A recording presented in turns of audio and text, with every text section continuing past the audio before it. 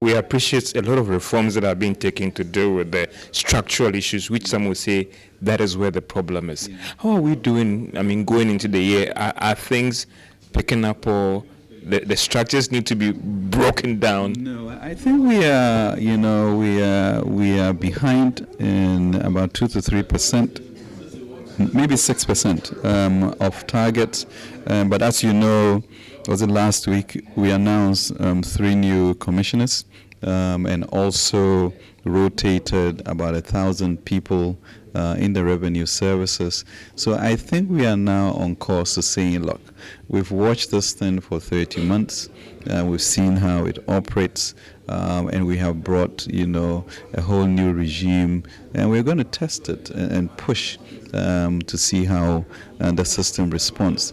But my suspicion is that people are ready to do the right thing, but they have to have supervision.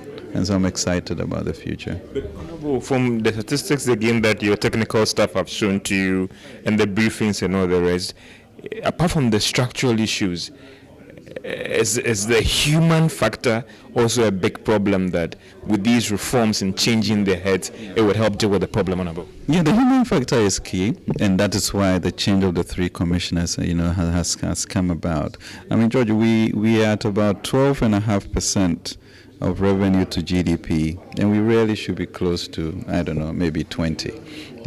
So if you look at an organization that rakes in north of 37 billion, and you are 12.5%, and you should be around 20, that's another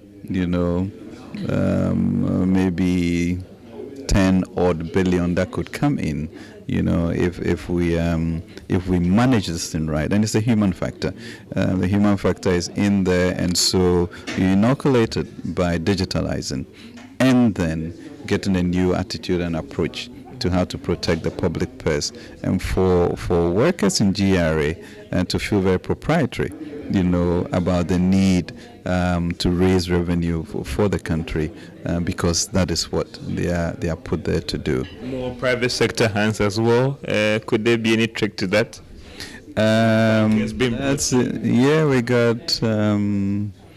We got a couple of bankers and then a military person. Yeah. And so the private sector thing is going to work for us. I suspect so. It's worth trying. We've had people from inside for a long time. Let's see how this works, and my suspicion is that it will be more targeted, more KPIs, and just more focus on that. And they also will not have any sort of traditional ties, and therefore we are hoping that will help them to become more objective. You talked about the revenue numbers being slightly behind. Would that also impact on your expenditure numbers as well, even for the year, in terms of the deficit as well? Yeah, expenditure is kind of below target, so that helps us a bit. But that we are having to spend quite a bit on energy and security, which are new items that have emerged, but those are items that you have to spend on, and so that those are precious for the economy. But my suspicion is that we will make up, with some measures. Yeah. And when are we hoping that all other things being equal, the economists will say do a media review? Yeah, we'll have to do a media review. That's constitutional. So certainly by July 31st. And we should have come to Parliament with a media review. Would you use this opportunity to again review some of the numbers, revenue and expenditure as well? We have to. We have to show the country where we are, and therefore how we expect to be able to make up for that. Yeah. That period will offer us an opportunity to ensure that we meet the end of year targets that you're going to see. That would be our goal. To do that, because I think post IMF we certainly need to indicate that we are managing this quite effectively. And also, as you know, the Financial Responsibility Act, enjoins us to be within 5% of the deficit and to have a positive primary balance. And if I breach it, my head is on the line for sanctioning. So we'll look to avoid that. It hasn't been spelled out. Honorable, let's also look at the bit about the financial sector cleanup. And you provided some money already for the microfinance sector. Have you provided some for the savings and loans? So when are we going to have that support from your end to ensure that the cleanup is fast track, some would say? Because already we are seeing the numbers in the commercial banking space, and the numbers are saying that confidence is picking up. Yeah.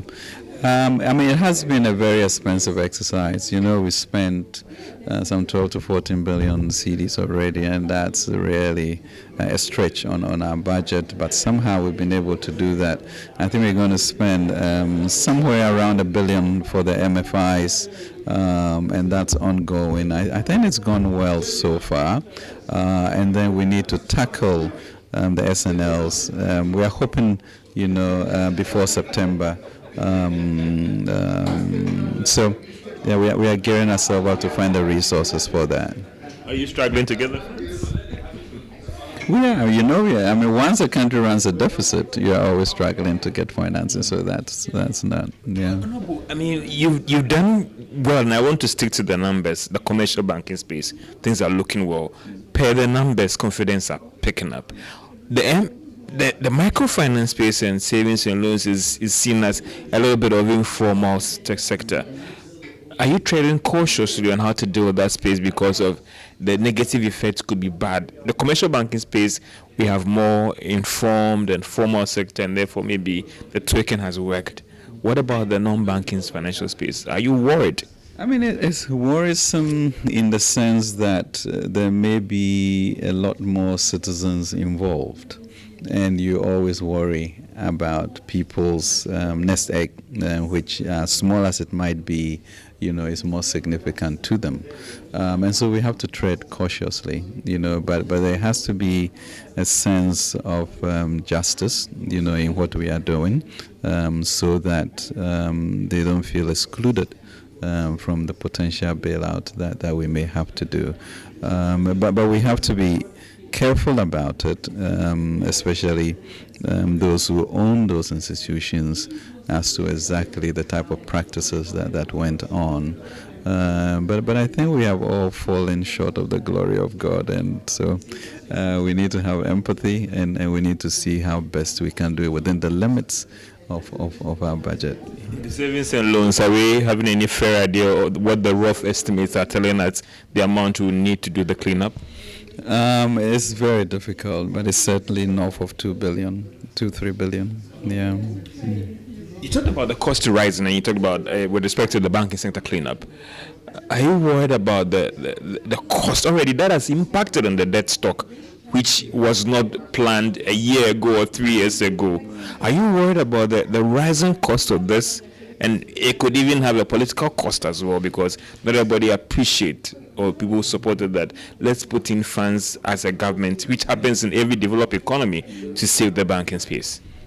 I think one of the speeches that the president gave, he did indicate that he was in this business for the long-term resilience and robustness of the economy. So with that type of leadership, it gives me a bit of space to operate thinking long term. Does that mean that in the short term there might be difficulties? There will. But is it ultimately good for country? Yes.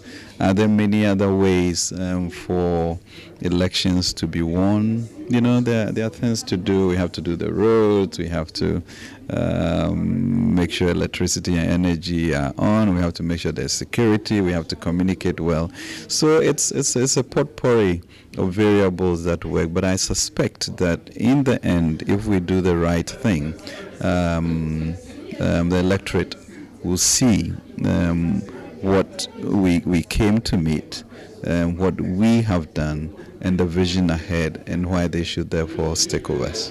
The debt stock debate again, are you worried? Because these are some of the unplanned expenditure that has ballooned the debt stock.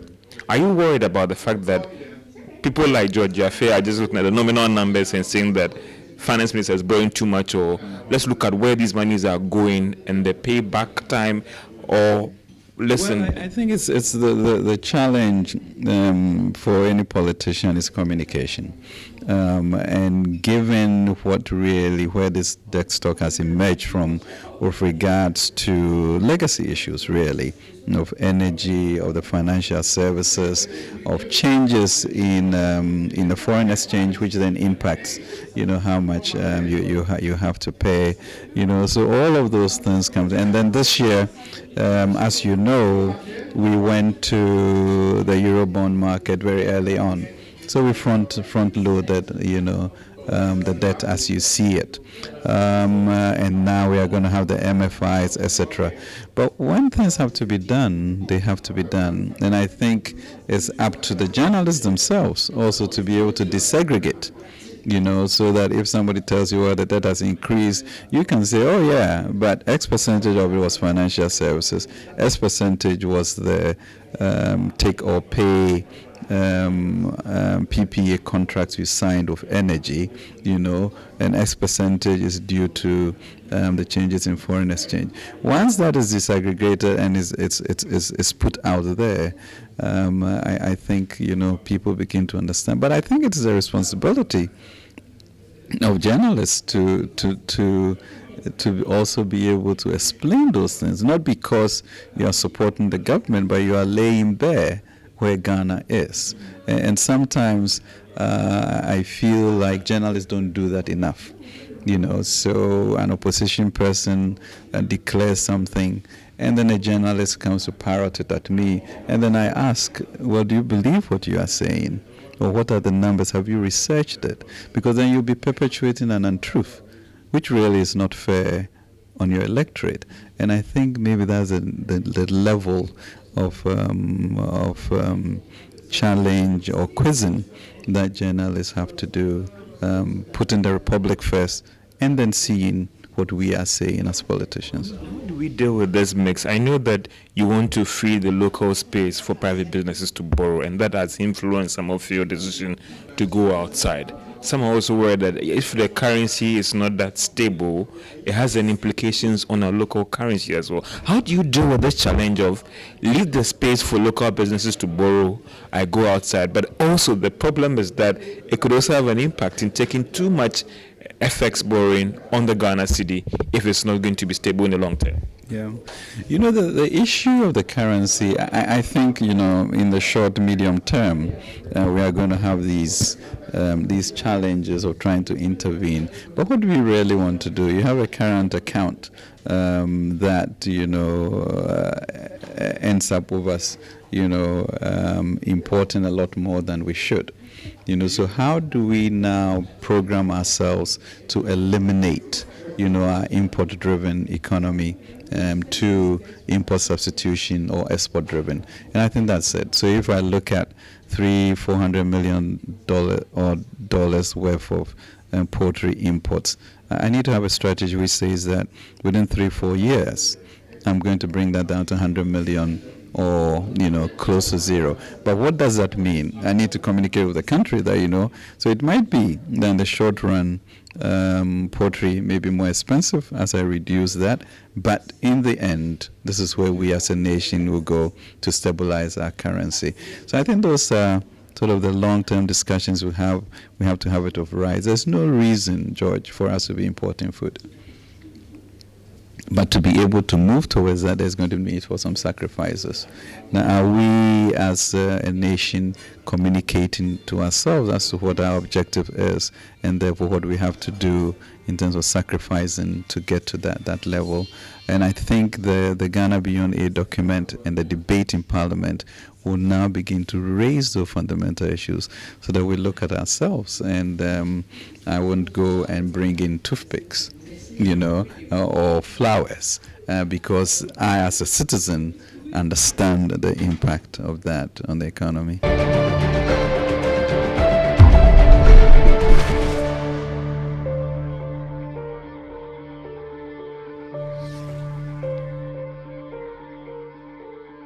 Hello and welcome to the business edition of PM Express with me, Philip Nanfuri.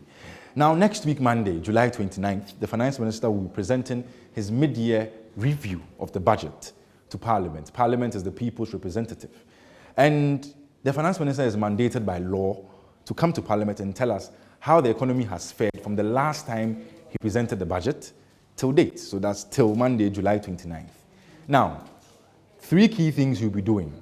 1, giving us an update on developments in the economy from the time he presented the budget till date. 2, updating us on the macroeconomic targets he set. The finance minister said he wants a GDP growth rate of this and that, inflation of this and that. Where are we today?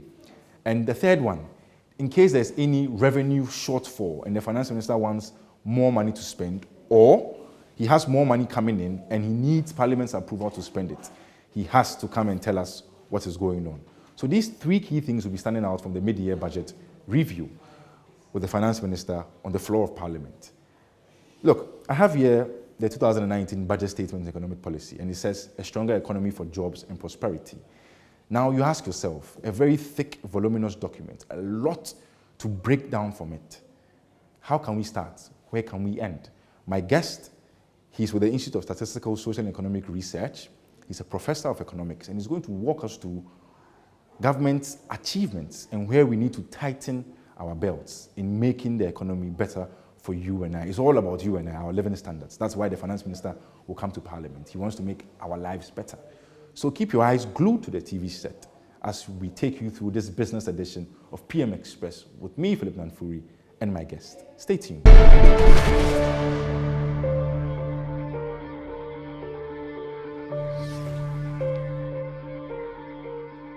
Welcome back to the business edition of PM Express with me, Philip Nanfuri, and we are coming to you from one of the gardens at the Institute of Statistical, Social and Economic Research, ISER, in the University of Ghana, Legon. And I have our best friend here.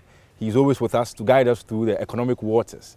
His name, Professor Peter Korte. He's the head of economics division right here at ISER. And he's going to walk us through our conversation we are going to have before the mid-year budget review. We want to look at revenue generation, what we should look out for within the economy, how we can prop up this revenue generation, and what we should generally look out for in the next few months of the financial year.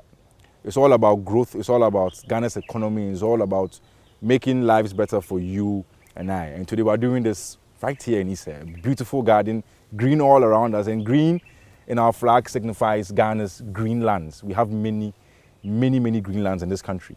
So we're going to have a very good conversation and delve into the revenue challenges. As we've been told in the last few days, the finance minister might focus more on innovative ways of raising revenue for the country. We've had a lot of tax measures and we need to find out if they can help us meet these fiscal targets. And by fiscal, I mean difference between revenue and expenditure. So without further ado, I'm going to cut straight to Professor Korte and we'll get the ball rolling. Prof, thank you very much for joining us. My pleasure. So we've had a number of changes in the dates for the mid-year budget review. Finally, we are going to do it on Monday, 29 July. At the forefront of all this is the revenue generation issue. And like every budget, every mid-year review, revenue is important because of what it does to us, particularly in this time where we say we are going to have a Ghana beyond aid. If you look at data from the finance ministry, Q1 shows that we've fallen short of our revenue. And I ask myself, Prof, what are we getting wrong and what can we get right with the revenue numbers?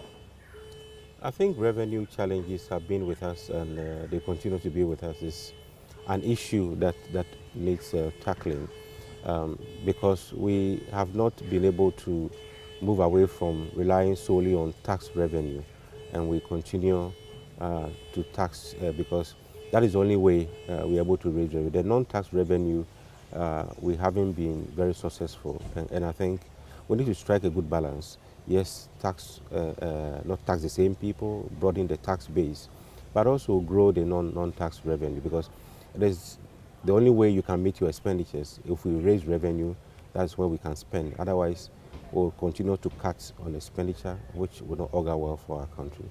I'm intrigued by what you say. When you say growing the non-tax revenue, the focus is always on Ghana Revenue Authority, GRA, and the Customs Division, and how they can be innovative in raising revenue. But you speak about non-tax revenue, and if I'm wrong, I know royalties, I know dividends from shares that government holds in companies. What else can we look at in the non-tax revenue part? Yes, the dividends are quite key. The state-owned enterprises, we need to ensure that they are profitable. many of such companies are rather bleeding. They are not generating revenue. We are not getting profits. They're always running at a loss. And I think that is where we need to focus on, try to grow such state-owned enterprises and get revenue. If we need to enhance public-private partnership to inject some efficiency in them, we have to do that because they have to be profitable. We cannot continue to subsidize these companies. So Tor and the mining companies, these are all companies that we need to ensure that whoever we put in charge should generate revenue. Some time back, we heard about discussions about how much the CEOs are even paid. Now, if you are in charge of a loss-making company and you are paid so much, it doesn't make meaning. I think it's about time we put the right people there, make sure they generate the needed revenue. So government has a task of looking at the state-owned enterprises and ensuring that the right efficiency is injected there to ensure that they can reap from there. So that's on the point of non-tax revenue. Now coming to tax revenue, Prof, we've seen a raft of measures. Luxury vehicle tax, which is under heavy contention from people who drive big vehicles and even a lot of those who are in the automobile industry. Apart from that, we had a number of them in the personal income tax and all that. What can we do again? You mentioned the informal sector, but it seems it's something that has been there since time immemorial, if I can put it like that. What can we look at immediately to help us show up our revenue? Well, immediately, of course, you mentioned even the luxury tax vehicle. One key thing is perhaps review that tax component. The name itself suggests they are luxury vehicles, but there are a number of vehicles that are not luxury vehicles, yet they attract this tax. I can mention, for instance, school buses that are used to pick children from schools. They are not luxury vehicles. Some of the waste water tank operators, because of the engine capacity. You also find some saloon cars that have engine capacity of 3.0. They are not necessarily luxury vehicles. You would find, for instance, a Prado that has an engine capacity of 2.7%. So, but that's a luxury vehicle, exactly. Except that the engine is fuel efficient. Yeah, so perhaps we need to look at the classification, the tax itself. Is it luxury we want to tax, or we want to tax fuel efficiency? That is where we need to. And then by so doing, we can rake in the needed revenue. There are several other areas that we can look at. The informal sector, as you mentioned earlier, you cannot reap where you have not sown. That's how I see it. We haven't invested into knowing where people are, what they do, how much they earn, and then if we want to tax them, how do we tax them, and what are the benefits? It's not just a matter of taxing people, but the taxpayer should know that when I'm taxed, this is the likely benefit I'll get. The NHIS and the roads will be fixed. So there should be a give and take, and I believe we haven't done much with that. I was hoping the national identification system that we are rolling out would gradually get most of these people into the tax net. We know where they are now. We've captured them to the database. We harmonize with other databases. And then the next step will be to try and see how much they earn and then how to tax them. I believe there are many people, the artisans, for instance, who they pay indirect taxes, but they don't pay direct taxes. Exactly. They don't pay income taxes. Yet they earn far in excess of 1,000 cedis. But you and I, when we earn maybe 300 cedis and above, we start paying taxes. So that's where the discussion has to go, that we try to enrope in most of the people in the informal businesses. And we are told that informal sector accounts for about 70 to 80% of our economy.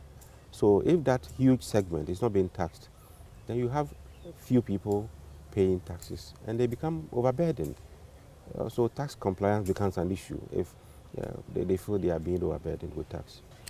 I like what you've mentioned about using the National Identification Authority card issuance or the system to track the informal sector. I think government should pay attention if they are watching this and use that, because I think it's a very easy way and it's a doorway into that path where we can start looking at what they are doing, particularly on what you mentioned about their income. Because yes, they do pay indirect taxes. I was talking about my electrician and carpenter the last time. When they come and I give them the money, nothing is taxed on what I've paid them. Exactly. All All they pay is maybe if they are using certain materials in the work they are doing. So I think on that point, that's a very good one.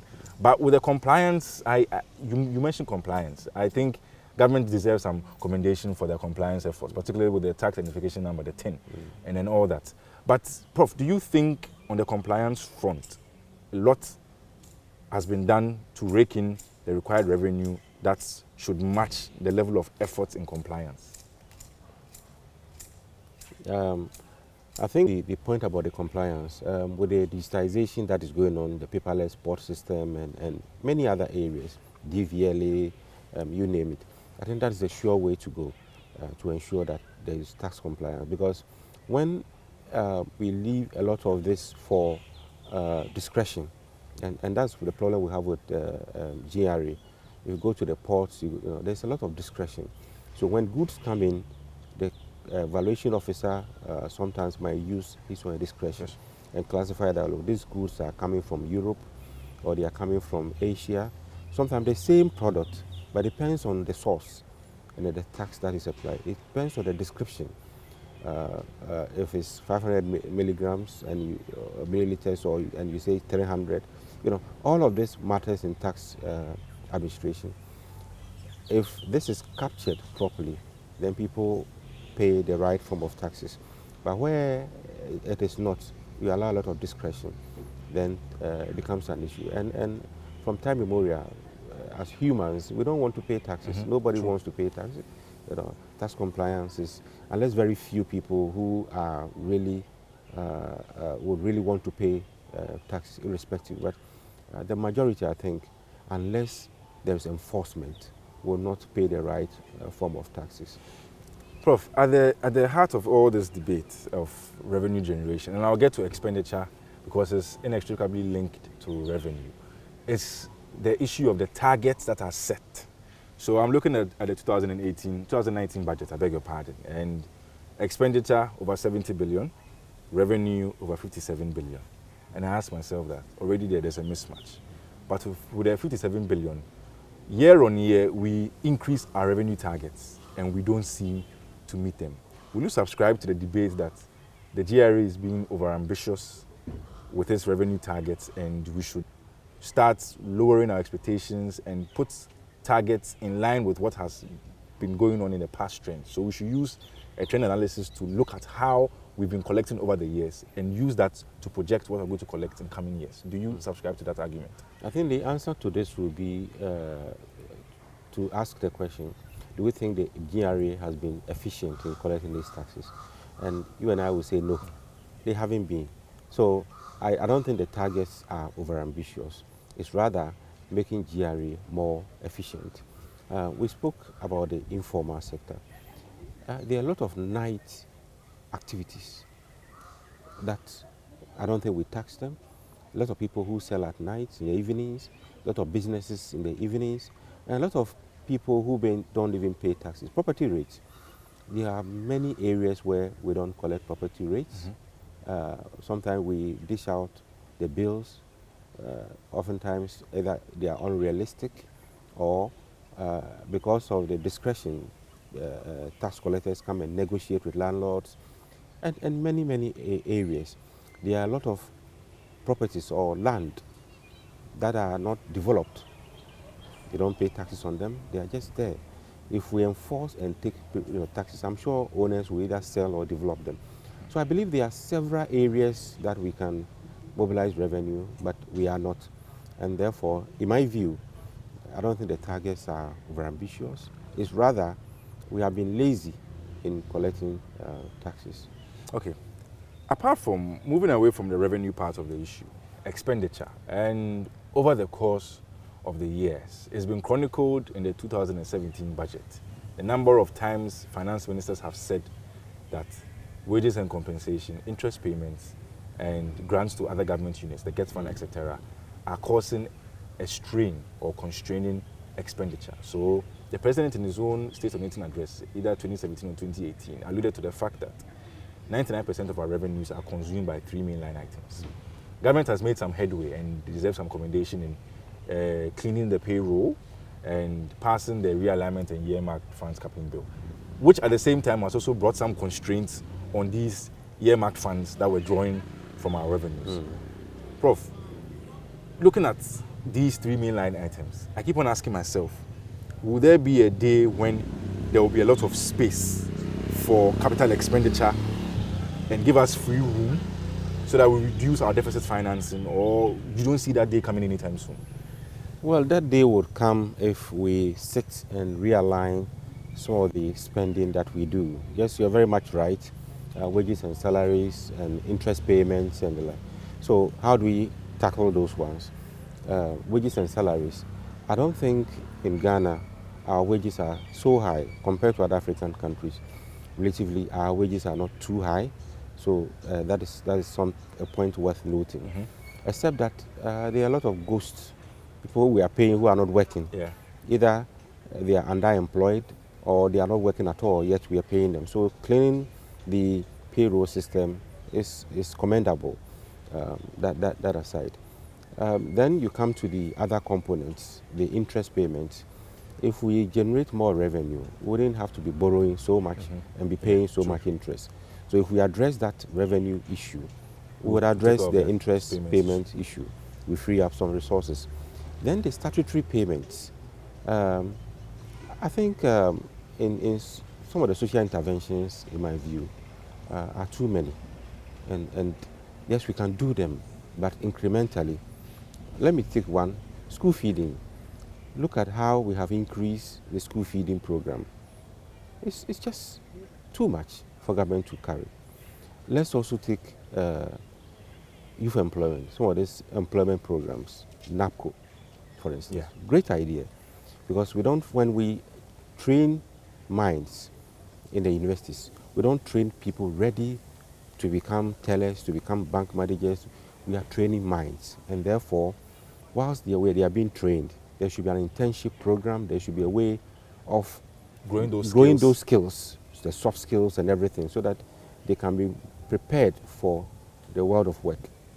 So if NAPCO is coming in to fill some of this data, people who graduate can work with GRA, can work with other places, and I believe even they should even liaise with the private sector, so that we nurture these young ones ready for the world of work.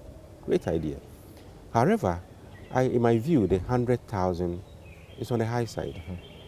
Did we do any demand analysis to see that, yes, these are the vacancies that we can push them into? I doubt if we did, because there are quite a number of them who I don't believe are gainfully employed, are actively being engaged. Yet we are paying 700 cedis per month, times 100,000. 700,000. 700,000 times 12. So in a year, over 7 billion cedis is going to NAPCO. Now, are we getting value for money?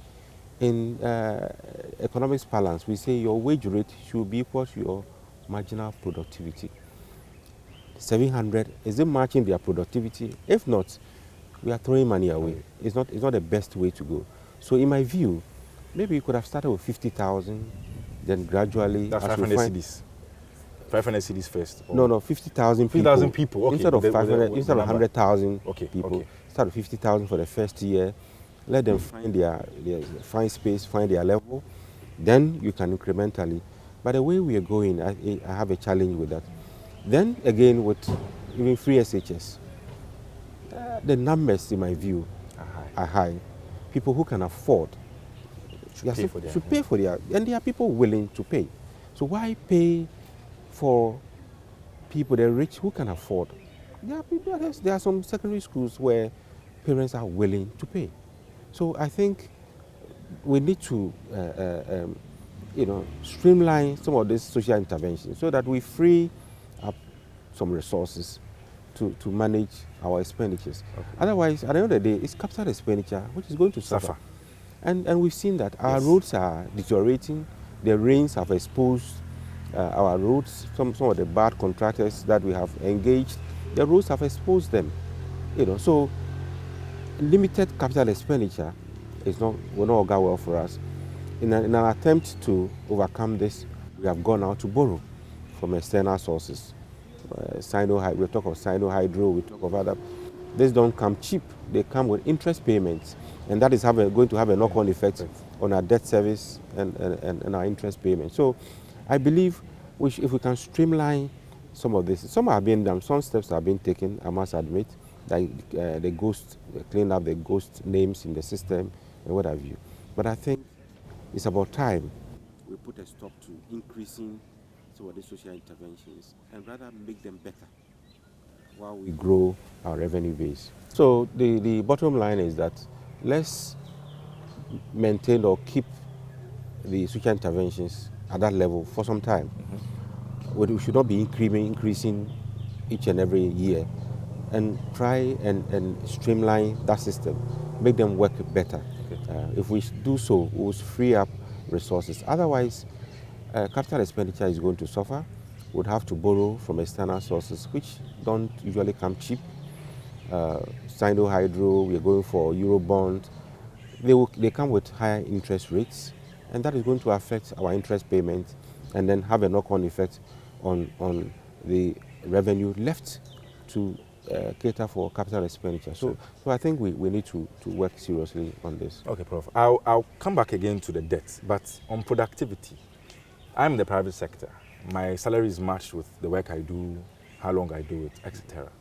There have been calls by some, maybe let's say these are uninformed calls, or maybe they are informed calls, that we should start looking at the public sector and matching their pay to productivity. So you don't get what you don't deserve, so that it reflects in the wages and compensation that we ultimately as taxpayers give out to them. Do you subscribe to that argument, that we should start looking at productivity to pay in the public sector? Certainly, we have to. But I must say, it's not that we haven't started. There are some public sector institutions that do that. If you come to University of Ghana, we have annual performance appraisal forms. They are online. Every year, we download, we fill there are clear targets that are set. But many of our public institutions do not have performance evaluation forms. So people will be on the same post or position 9 years, 10 years, they are not promoted. Some get promoted because of cronyism, because of their affiliations. And I don't think that is the best way to do business. We need to have performance evaluation systems in place. Annually, you evaluate people, set targets, evaluate them, whether they are achieving them. I believe if we do that basically telling you are matching pay with productivity, because we set targets and make sure you achieve them. If there is a deviation, what happened? We need to know. If you need further training, it is stated, you do that. But with many, if you could go and do a survey of our public institutions, I am very sure about 90% of them do not engage in any performance evaluation, annual performance evaluation. People are just there. They get promoted, they got transferred. Sometimes when they misbehave, they are transferred. Rather than even reprimanding them or taking them off, we transfer them. So that, for me, is a sure way to go. Let's match pay with productivity. Okay, Prof, hold on to that thought for me. This is the business edition of PM Express. My name is Philip Nanfuri, and my guest, Professor Peter Quartey. He's the head of economics division at the Institute of Statistical, Social and Economic Research, ISER. We'll be right back.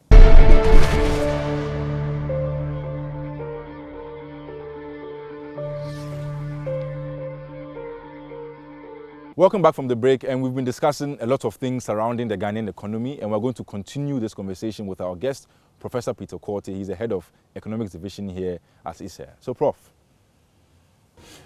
speaking about pay, money, the issue about debt has come up again. So the IMF and the World Bank jointly published a paper about our debt sustainability. And recently, the Institute of Fiscal Studies says government is crowding out the private sector again because of their demands for borrowing. So I ask myself, Prof, we have a revenue challenge, we have a deficit, we must finance the deficit. Then it's like a cycle. It keeps on going on and on and on again. With our debt, as I sit here, what can we do to lessen the impact of debt vulnerabilities on Ghana? What can we do? I don't see anything within a handshot that can save us from these issues. What can we do? Well, you're very much right. I think our debt levels, debt GDP is on the rise. Currently, it's about 58% Yeah. based on the new rebased GDP figures. And the IMF has sent a strong signal that we are a high debt distressed economy. That is not a good signal, because if today we want to go and borrow again from the international market, that classification tells that you are a high risk person. And therefore, if you want to lend to a high risk person, you will charge high interest rates. So that will have repercussions on our debt service again. The way forward, I think I've mentioned revenue.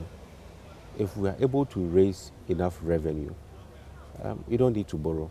But because of the revenue gap, you need some minimum level of revenue to invest some, generate production. That is why we continue to borrow. So revenue generation is key. Once we tackle revenue generation, part of the problem will be solved. But also expenditure. We need to have efficient way of spending, value for money spending. Otherwise, you can raise all the revenue, but if it's going down a basket full of holes, it's like pouring water in a basket. Virtually everything goes down the drain. So we need to also ensure that we have efficient spending, and that can be done if we tackle corruption. Because there's a lot of procurement breaches, there's a lot of money we lose through procurement and other infractions. If you look at the Auditor General's report, it tells you clearly the public sector is bleeding. We are losing so much revenue. So it is an issue of revenue and also an issue of ensuring that we get value for money in our expenditures. If we do that, we will not be falling too much on borrowing. Then to the point you raised about government crowding out the private sector. To some extent, yes, but it's not totally true, because if you see the credit dynamics, the private sector is not getting enough credit because of the financial sector reforms. Yeah. So banks are a bit more careful now. They don't easily lend. They would have to scrutinize their loan applications. So if you find the private sector struggling to get credit, it's not totally true that government is crowding them out. I think that point has to be made. But yes, government is also borrowing from the system. But a good signal we see is that Treasury bill government TB rates have been coming down. Yeah, true. You see, so that's a very, because in the past it was the other way around. So government was just borrowing and borrowing. Now it's going. It tells you government is borrowing, but borrowing cautiously from the domestic economy, and sometimes relying on the external sources as well. But for me, the clear signal, the way forward, is to grow the revenue base and then manage expenditures, ensure that we get value for money spending. I think at the heart of all this is the revenue. I think a lot of people agree with you, even those who are not in the field of economics or finance, believe that if we're able to grow domestically, we don't have a problem. We've looked at revenue, we've looked at expenditure, we've looked at debt, because the debt is linked to this revenue expenditure issue. Now I look at macro targets and the way forward. And after the rebasing, we set new targets in the 2018 budget. Currently, Q1 GDP from the Ghana Statistical Service says we've done 6.7% year on year. Inflation is looking at 9.1% as of June. The target the finance minister set was 8%. Bank of Ghana said 8 plus or minus 2, so 6 to 10%. And we still have our growth, and if I'm wrong, Prof, correct me, our growth still hinged on oil. Are we making another mistake again when it comes to macro targets and GDP, particularly because of what we are doing by basing it on the oil industry? I think, yes, you're very much right. Our GDP growth rates are fairly decent across the sub-region. However, a greater proportion of this is coming from hydrocarbons, that's the oil sector. It's okay to do that, but what has to be done is that revenue has to be, part of that revenue has to be channeled into the other critical sectors, to grow those sectors so that eventually you are not over-relying on one sector. You don't suffer from the Dutch disease problem, where you over-rely on one sector and then Yeah, the other sectors suffer. Yeah. We saw that in 2016 with Nigeria, when oil prices tumbled. What happened?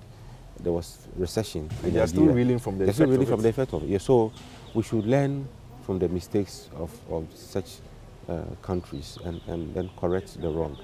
So yes, let's continue to discover more oil fields. Let's try and get more from the oil revenue, but use part of this revenue to diversify the economy.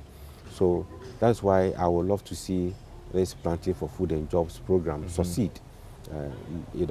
Whatever we invest in there should yield the needed or the required output. We should see manufacturing also booming because it's manufacturing sector that employs a greater proportion of people. So the 1D, 1F, I'm very keen to see the numbers. How much employment are we generating from 1D, 1F, Planting for Food and Jobs? I think unfortunately those kinds of numbers are not coming up.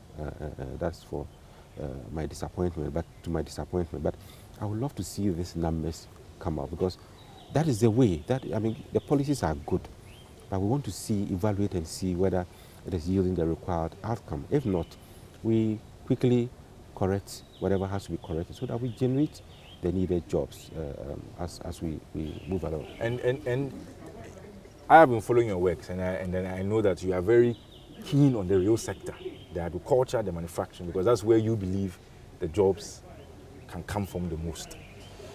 Prof, Monday is coming. We're going to listen to the finance minister again. I'll start with macro targets. Do you expect to anticipate an adjustment to the targets he set in the 2019 budget? I don't expect that. If any at all, then perhaps the deficit target might be revised upwards marginally, but I don't expect significant deviation from that. What I would rather expect to see is the new sources of revenue, if any, and then also some of the taxes that have been introduced. Are they yielding the needed effects? If not, a quick revision of some of these taxes, like the luxury tax, luxury vehicle tax, for instance, the benchmark figures that were introduced at the ports. I recently heard from one of the GRA bosses that we haven't met our revenue targets. I think there's a shortfall of about 2 billion compared to same period last year. So again, perhaps you need to go back and go back to the drawing board and see what is the lag effect.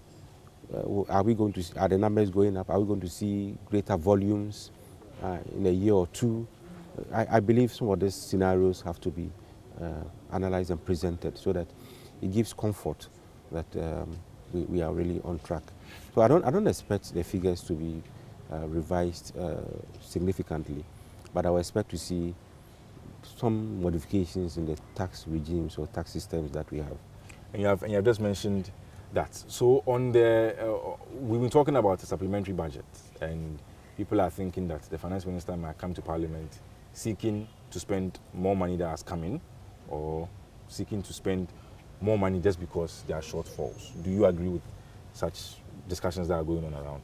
I think to be more towards the situation where finance minister is seeking to spend more monies that is expecting from other sources, rather than spending what it doesn't have.